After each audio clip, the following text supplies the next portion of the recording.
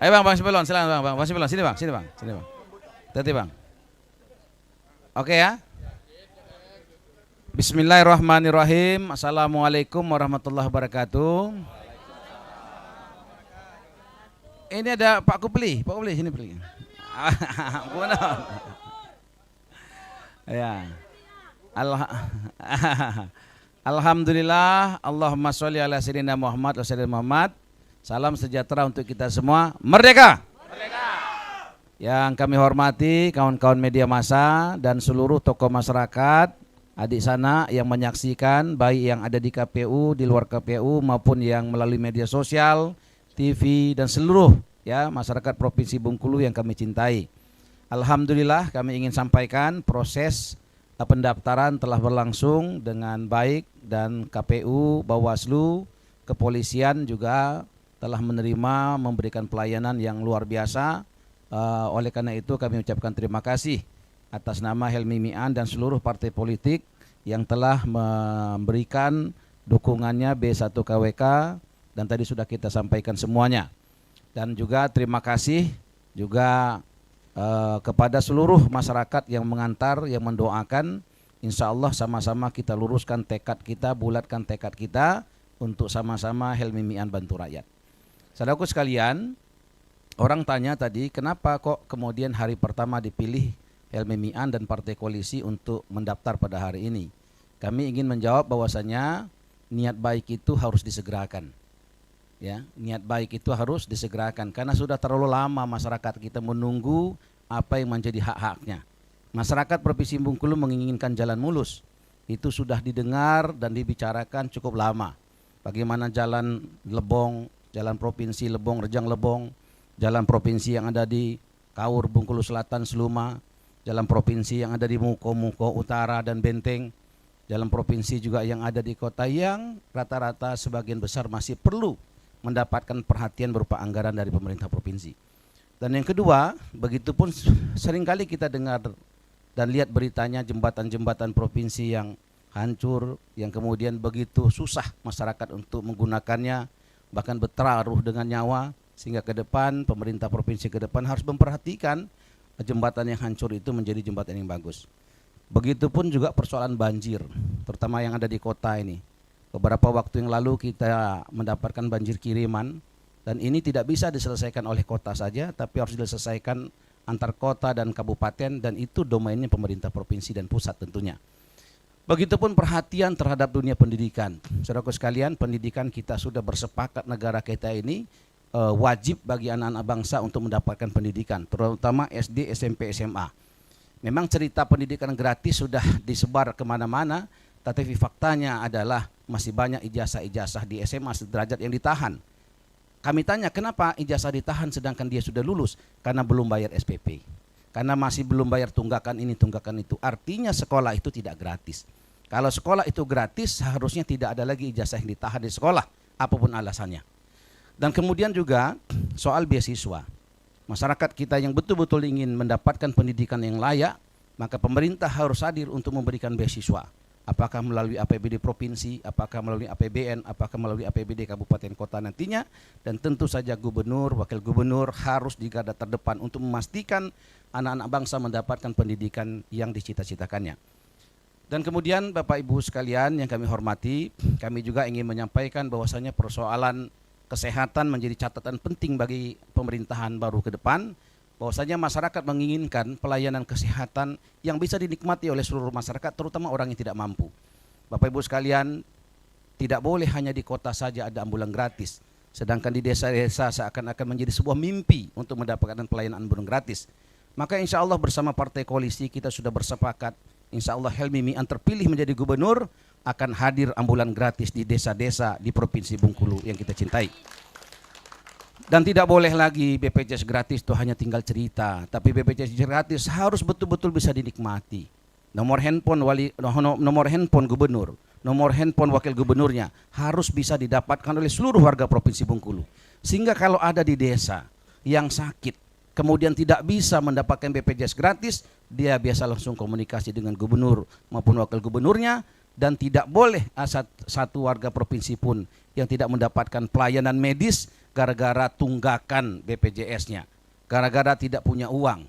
Bapak Ibu sekalian, begitupun kita menginginkan rumah sakit, pelayanan medis kita yang humanis, yang bisa memuliakan terutama yang tidak mampu. Berikan pelayanan VVIP kepada masyarakat yang tidak mampu secara ekonomi di rumah sakit dan di puskesmas. Harus ada pelayanan lebih. Kita ingin agar semua yang ada di rumah sakit memberikan senyum kepada si miskin ketika datang ke rumah sakit. Baik satpamnya, baik perawatnya, baik dokternya. Bukan hanya gratis di rumah sakit, tapi senyuman yang manis juga harus disediakan kepada masyarakat yang tidak mampu. Dan insya Allah juga akan ada salon gratis di setiap rumah sakit. Sehingga ketika si miskin ingin berobat, selain gratis, dia datang tidak cerah, pulang insya Allah jadi glowing.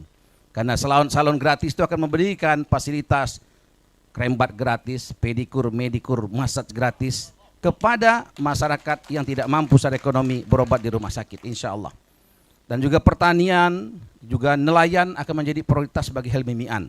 Kita akan memberikan alat tangkap dan juga kita akan memberikan alat-alat pertanian yang canggih kepada para petani-petani kita, karena pemerintah baru ke depan Pak Prabowo mengingatkan kita bahwasanya pentingnya ketahanan pangan. Ketahanan pangan tidak akan pernah terwujud di negeri ini kalau pemerintahnya tidak memberikan teknologi, alat tangkap maupun alat pertanian dan juga pupuk yang berkualitas dan tersedia bagi para petani kita. Dan insya Allah juga Bapak Adik sekalian, kami juga yakin dan paham, kita sepakat bahwasanya negeri kita ini tidak akan pernah menjadi negeri yang diberkahi, negeri yang mendatangkan kebahagiaan bagi masyarakatnya kalau anak-anak yatim yang ditinggalkan ayah tercintanya kemudian tidak mendapatkan haknya.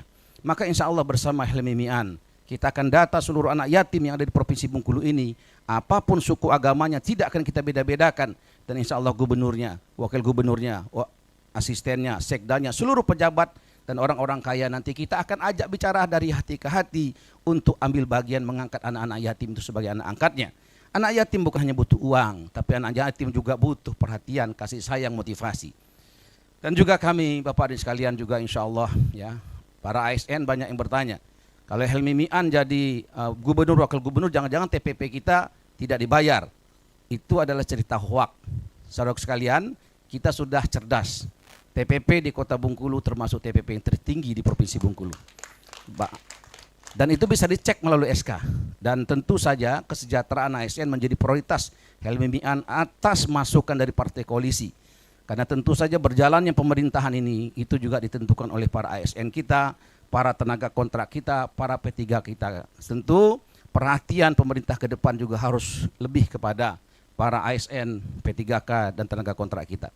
Bapak Ibu sekalian, inilah mungkin ya yang perlu saya sampaikan. Nanti Pak Mi'an mungkin bisa menambahkan. Beliau juga sangat penting untuk kita dengar karena Helmi dan Mi'an adalah satu kesatuan. Kami ingin memimpin pemerintahan betul-betul dengan riang gembira, betul-betul dui tunggal. Tidak ada perbedaan antara gubernur maupun wakil gubernurnya. Oleh karena itu saya minta Pak Mi'an dan juga menyampaikan. Terima kasih. Terima kasih Pak Helmi. Yang terhormat Bapak Ibu Partai Pengusung dan saudara-saudara insan pers media dan masyarakat seprovinsi Bengkulu, sepakat sepaham apa yang disampaikan oleh Pak Helmi Hasan menjadi duet pemerintahan Provinsi Bengkulu ke depan dengan menjalankan visi-visi dimaksud. Saya ingin menegaskan kembali, membangun Bengkulu tidak cukup dengan APBD. Tentunya membutuhkan terobosan yang optimal. Fungsi terobosan akan kita laksanakan, Helmi Mi'an akan laksanakan dengan memanfaatkan serikandi-serikandi kita yang ada di Senayan nantinya.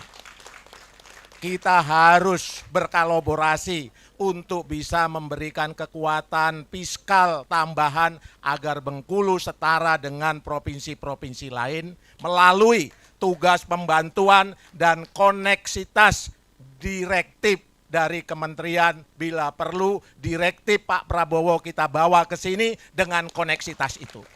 Artinya apa yang digagas oleh Pak Helmi dan saya tentunya darah juga akan kita upayakan cukup agar energi Provinsi Bengkulu bisa bangkit setara dengan provinsi-provinsi lainnya. Terakhir, marilah pemilihan kepala daerah provinsi dan pemilihan serentak ini kita ciptakan secara harmonis, kondusif, dan enjoy sehingga semua bisa berjalan dengan baik. Terima kasih, saya kembalikan ke Pak, insya Allah Pak Gubernur. Amin. Alhamdulillah Pak Mian luar biasa tadi sudah kita dengar, dan saya lupa tadi soal loker. Banyak di TikTok saja orang nanya, Pak bagaimana loker? Loker solusi dari Helmi Mian adalah penguatan BUMD kita. Saudaraku sekalian, BUMD ini adalah satu hal yang sangat penting untuk membuka lapangan pekerja sebanyak-banyaknya. Kalau kita lihat di Republik kita, setiap kementerian itu cenderung ada BUMN-nya. Sehingga kemudian kalau kementerian tidak ada orientasi profit, tapi BUMN ini memang diberikan ruang untuk itu. Sehingga insya Allah Helmi Mian diberikan kepercayaan, kita akan memperkuat BUMD kita, sehingga di situ ada ruang peluang kerja yang sangat banyak nantinya. Demikian mungkin, terima kasih. Boleh ada 1-2 orang yang mau bertanya, silakan. Tes. Terima kasih Pak. Ya. Assalamualaikum warahmatullahi wabarakatuh. Assalamualaikum warahmatullahi wabarakatuh. Saya Didi Liputan, Mbak. Ya.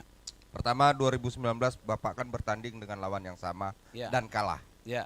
Nah ini apa strateginya, terus berapa banyak kekuatan tim yang dibangun untuk seprovinsi Bengkulu, Ya. terus apa sih yang bisa membuat masyarakat daya tarik yang khusus gitu? Karena di samping Bapak juga ada Ya, Bu ya. Dewi Koryati, kita tahu programnya sangat Ya. merakyat. Di luar itu apa Pak? Terima kasih. Ya. Assalamualaikum warahmatullahi wabarakatuh. Waalaikumsalam warahmatullahi wabarakatuh. Di luar itu Helmi Mian tidak menebar janji tapi menyampaikan bukti. Ya, masyarakat sudah lelah dengan janji, masyarakat ingin bukti. Yang kami ceritakan tadi bukan janji, tapi itu cerita yang sudah terjadi di kota, cerita itu sudah terjadi di Bengkulu Utara. Sehingga masyarakat sudah cerdas. Itu yang pertama. Yang kedua, kenapa kita optimis yakin menang? Kalau kita lihat dari dukungan yang diterima KPU tadi, dari partai politik yang mendukung kita, itu kurang lebih hampir 800.000 pemilih yang telah memberikan dukungan kepada partai-partai politik koalisi Helmi Mian. Sehingga kita optimis untuk mendapatkan dukungan masyarakat di pilkada yang sedang berjalan ini, insya Allah. Boleh yang lain? Ya. Izin Pak, perkenalkan Abdi. Ya. Ini mau bertanya, tadi kan dari Harian Rakyat Bengkulu. Ya, ya. Butuh berapa tahun untuk Helmi Mian mewujudkan janji-janji tersebut? Sekian. Saya nggak perlu 9 tahun, insya Allah 5 tahun masyarakat sudah bisa merasakan. Ya, insya Allah. Ya, silakan.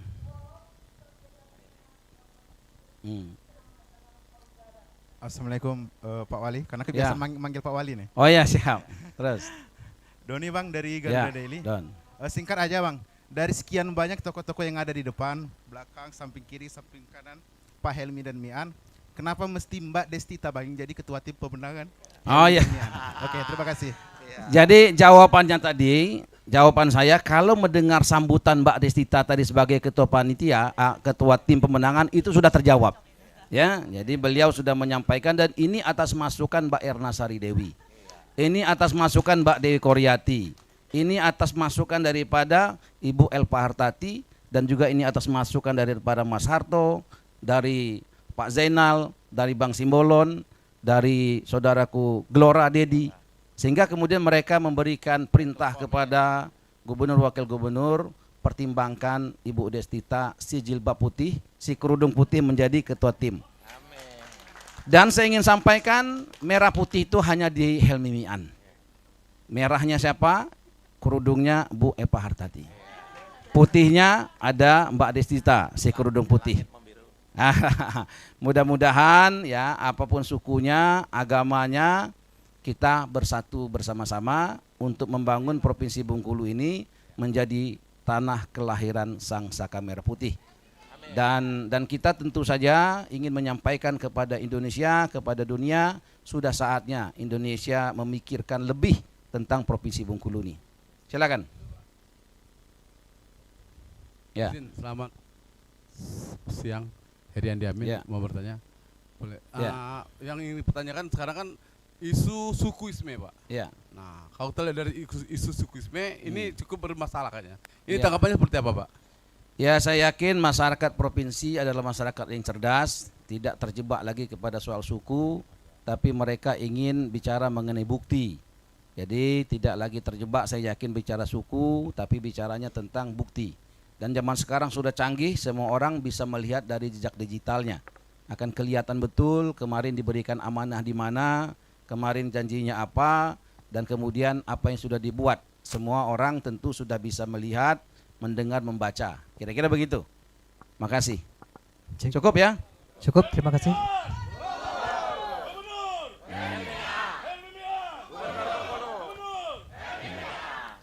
Alhamdulillah ya. Terima kasih semuanya. Mohon maaf kalau ada yang kurang-kurang. Semoga Allah Tuhan Yang Maha Esa selalu memberikan hidayah, petunjuk, kekuatan untuk kita sama-sama bantu rakyat.